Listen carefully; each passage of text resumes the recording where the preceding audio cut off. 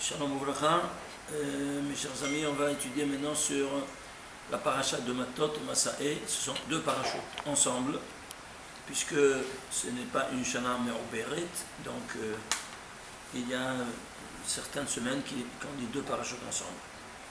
C'est la 42e et la 43e paracha de la Torah. La 42e, les Matot, ça s'appelle, et donc elle est articulée en 112 versets. Pourquoi 112 versets? Parce que 112, c'est, comme nous le savons, l'amida de la miséricorde, Yud Kiva 26, et l'amida de la rigueur, Elohim 86. C'est-à-dire, c'est l'intégrité du nom divin. Et pourquoi on trouve ici cette intégrité du nom divin dans la 42e? Parce que le 42 en soi, c'est le très saint nom divin avec lequel le monde a été créé. Alors on a tous les paramètres ici de quoi? Le zénith de la rencontre, de quoi? De la présence divine à tous les niveaux. De la miséricorde, de la rigueur et du nom qui a créé le monde matériel. Ceci étant dit, alors allons voir un peu de quoi il s'agit. Sur quoi se base comment elle commence cette paracha? Elle commence par la non-profanation de la parole de l'homme. Elle suit immédiatement la paracha de Pinchas. N'est-ce pas? Pinchas, c'était la 41e et Matot, c'était la 42e. Voyons un peu de les mettre en parallèle. Pourquoi un suit l'autre? Parce que c'est une continuation. Suivez-moi. Paracha de Pinchas, on a vu, c'est la Kedusha du Brit qui est mis on a voulu remettre en question, et que lui, le acharné défenseur du Brit Kodesh, il vient, il réintègre cette sacralité du Brit Kodesh. Ici, qu'est-ce qu'il y a? Ça, c'est la Kedusha du Dibour. Ça, c'est la Kedusha de l'action, la Kedusha du Dibour. Quoi? Quand quelqu'un fait un neder, attention de ne pas profaner. Alors ici, une action, ici, une parole, à ne pas profaner. Ici, il s'agit de Brit Mila. Ici, c'est la Mila. La Mila, c'est quoi la Mila? C'est la parole. Et ça, c'est le Brit Mila, l'acte, le Brit, le pacte de l'alliance avec la Mila. Pourquoi la Mila, on parle Mila? Vous voyez, c'est la même chose? Alors, on va voir tout de suite. Donc, ici, c'est le Yesod Tarton. C'est-à-dire, c'est la séphira qui s'appelle le Yesod, qui est inférieur. Et ici, ça s'appelle le Yesod Elion. Il y a Yesod Elion et Yesod Tarton. Ils sont tous sur une même lignée. Ici, c'est au centre, là, à la bouche. Et en bas, c'est l'acte de la procréation. Alors, qu'est-ce que tu as ici? Tu as ici Yesod Elion et Yesod Tarton. Un suit l'autre. Ici, Nekev, c'est l'orifice inférieur. Et ici, c'est l'orifice supérieur. Ici, qu'est-ce qu'il est de Brit? Eh bien, toi, Dieu crée avec le nom de 42, toi, tu procrées avec le Yesod, le Kedusha du Brit. Et donc, Dieu crée avec 22 lettres de l'alphabet, plus une troisième catégorie de lettres qui sont les Mansafar, les lettres finales. Oui, ici, la même chose ici. Toi, tu vas procréer avec 22 couples de chromosomes et un 23e couple de chromosomes qui est quoi? Qui est composé de 5 degrés. C'est quoi? C'est ce qui donne les 5 degrés d'âme de la personne. Nefesh, Ruach, Neshama, Haya et Yahida. Qui sont représentés par les Mansafar, les lettres finales. Alors, tu as ici 22 plus 1, 22 plus 1. C'est au niveau de la parole, c'est au niveau de l'action. Est-ce que vous voyez ce parallélisme? On continue. Ça, c'est Marshaba et Maasé. Ici, il y a une action et une pensée. C'est-à-dire l'action et la pensée. L'action, la procréation. Et la pensée, eh bien, tu dois être animé par les pensées les plus saintes, les plus pures, pour concevoir de traire un neshama, des trésors d'âme pure. Alors, comment on fait ça? Eh bien, là, ça, c'est toute une étude qui se fait au niveau du sol. Ici, donc, c'est le dibour. Il y a 3 dimensions. Pensée, parole, action. Vous comprenez? Alors, voilà donc comment un suit l'autre. Ceci étant dit, alors on peut continuer à avancer, à voir un peu. Il y a 1484 paroles dans cette paracha. Pourquoi 1424? Parce que c'est 28 fois 53. De quoi la parole? Et parce qu'il faut resanctifier la parole qui a été profanée où ça? Au Gan. Gan, c'est 53. Au Gan du Éden. Vous voyez comment maintenant on retrouve tous les paramètres. Et ici, pourquoi 28? Parce que c'est sigma de 1 à 7, c'est 28. C'est-à-dire la somme cumulative des 7. Et pourquoi on la consacre quand? Dans le Shabbat de 7e jour. C'est d'ailleurs ça qui a été demandé à l'homme de consacrer le 7e jour. Au 6e jour, on n'avait pas le droit de manger le fruit de la connaissance du bien et du mal. Et le 7e, c'était destiné à cette consommation. Voilà donc qu'on voit ici maintenant, même au niveau de la parole, de ce quoi il s'agit. Au niveau des lettres, tu as 18 fois 314. C'est 5652 lettres. Pourquoi? Qu'est-ce que c'est? 314, c'est le nom de Dieu Shakai, que tout le monde connaît.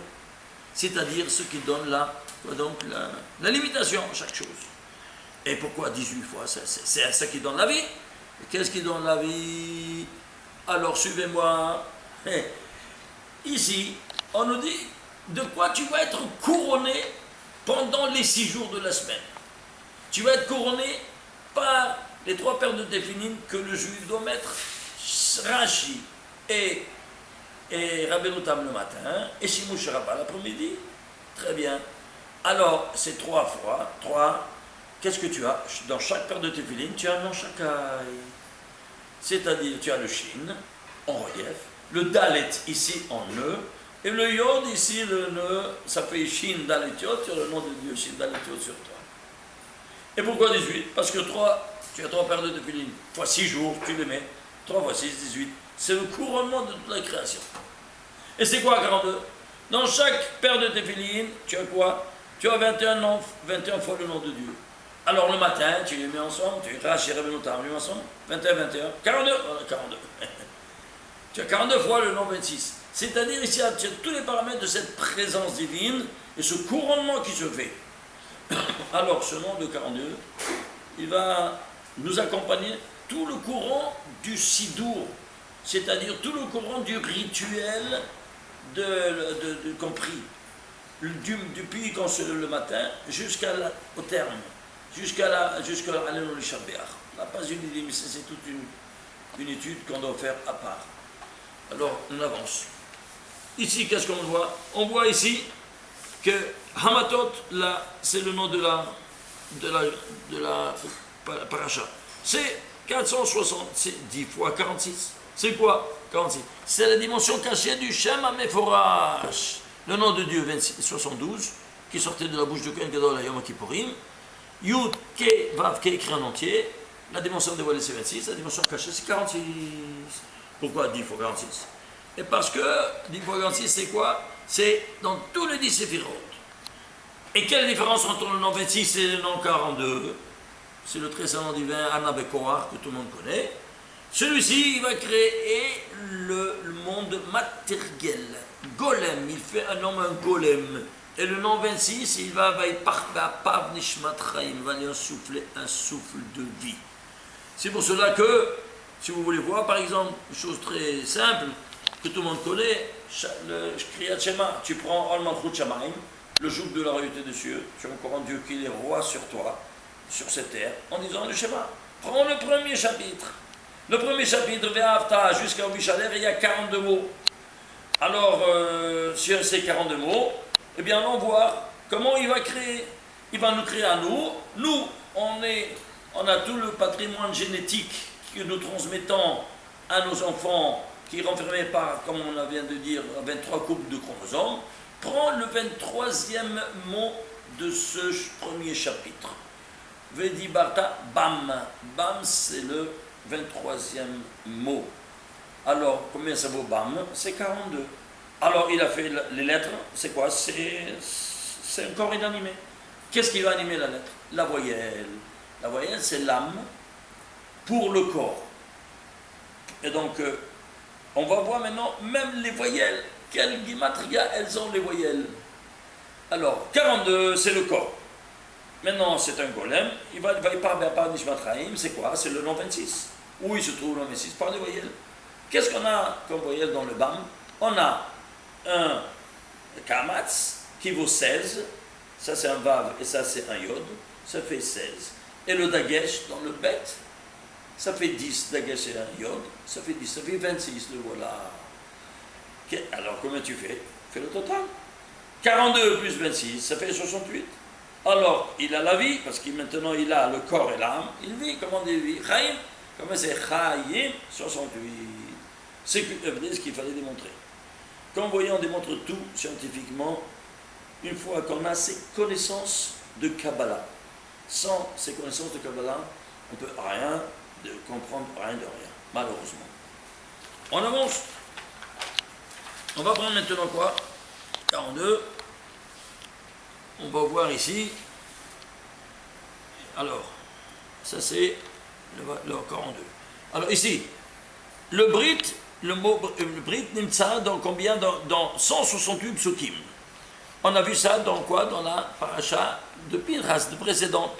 Il y a 168 psukim dans la paracha de Pinchas, qui était un fervent défenseur de quoi? Du Brit Mila. Alors, Brit Mila, bête même, on a vu que c'est quoi? C'est 42, les initiales. Pourquoi? Parce que Dieu crée avec 42, avec le nom de Dieu 42, toi tu procrées avec le Brit Mila. Et alors, il y aura 168 versets, comme on l'avait vu.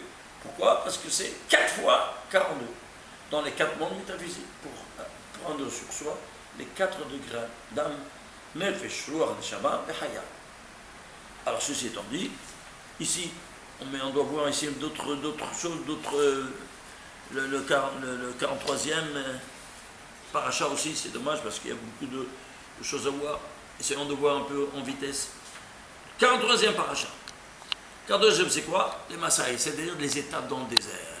Combien des étapes on a passé? 42 étapes dans le désert. Voilà, ici c'était 42. Ah oui, mais pourquoi elle n'est pas ici? Parce qu'elles sont ensemble. C'est-à-dire, le Matat Massaïs, normalement, on le lit 12 sont sur 19 ensemble.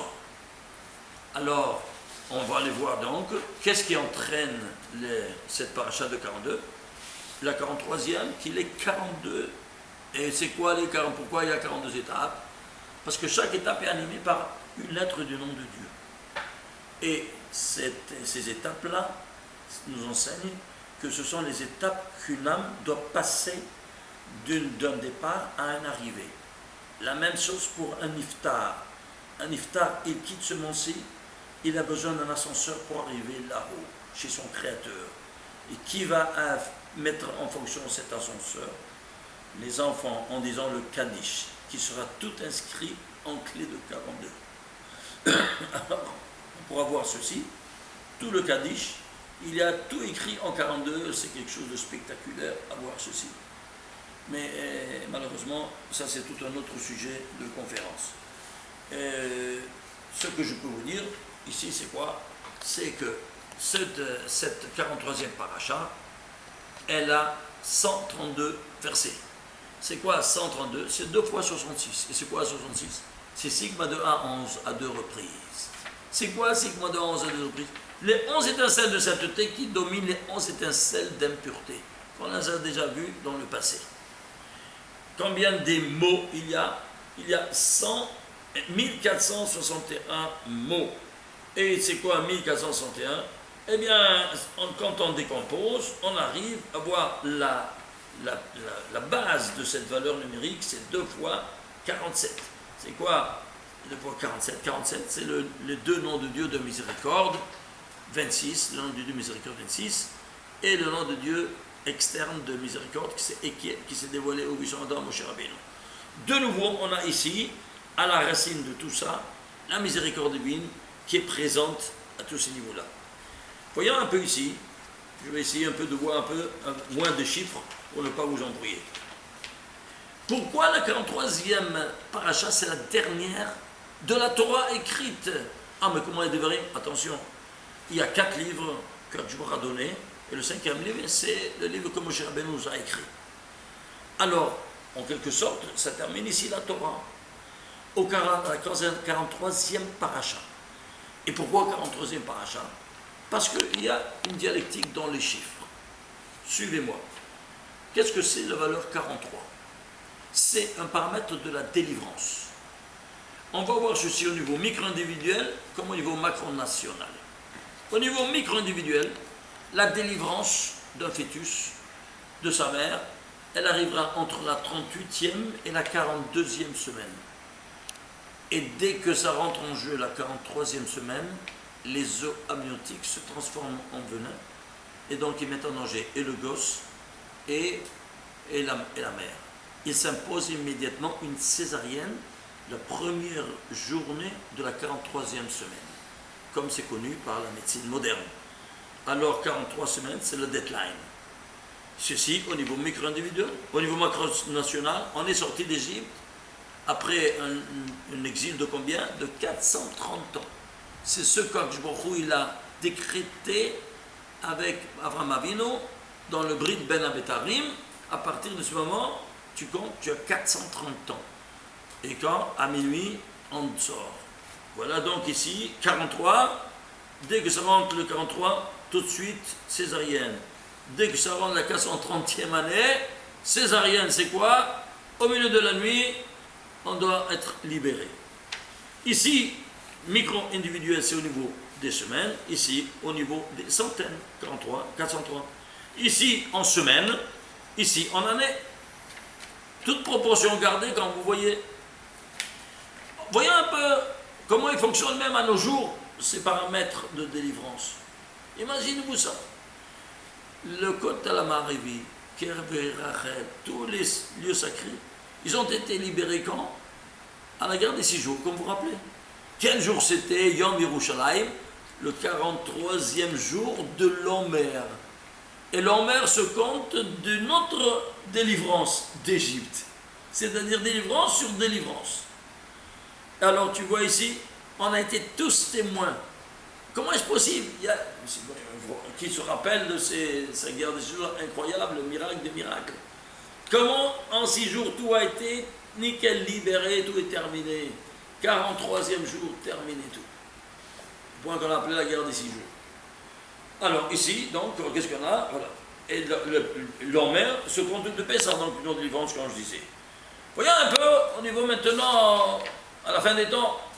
À la fin des temps, on sera libéré aussi de la poussière de la terre à la résurrection des morts, triatamétine, à travers un os qui s'appelle le louz. Pourquoi le louz? Combien il vaut le louz? 43. Vous voyez donc que ici, toute l'histoire se tourne autour des paramètres mathématiques. Incroyable. Ici, on prend maintenant l'ensemble des deux. Ici, alors là, on ne termine pas. Alors là, c'est quelque chose de spectaculaire. Voir un peu maintenant l'ensemble des deux. C'est quoi? L'ensemble, combien des psukim? 244. C'est 4 fois 61. 61, c'est quoi? C'est le 19e nombre premier. Vous pouvez voir tout sur ce 19 maintenant qui va retourner à longueur de journée. Combien des mots? 2945 mots. C'est quoi? C'est 19 fois 151. C'est quoi ce 19 qui retourne? Regardez ici aussi. Combien la ligne? Combien de lignes il y a? 379 lignes pour les deux parachutes. C'est quoi? C'est 379, c'est un nombre premier. Quoi? C'est 76e nombre premier. C'est 4 fois 19. C'est quoi 19? C'est le paramètre de l'harmonie à tous les niveaux.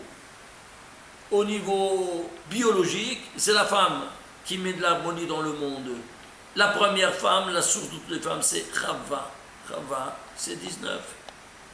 Au niveau mathématique, c'est l'unique chiffre qui, pris cumulativement, nous donne le maaser de soi-même. C'est-à-dire, sigma de 1 à 19, 1 plus 2 plus 3 plus 4 jusqu'à 19, ça me donne 190. Donc 19, et le maaser de soi-même, pris cumulativement. L'unique dans tout l'univers de mathématiques. Prenons au niveau astrophysique. Au niveau astrophysique, les deux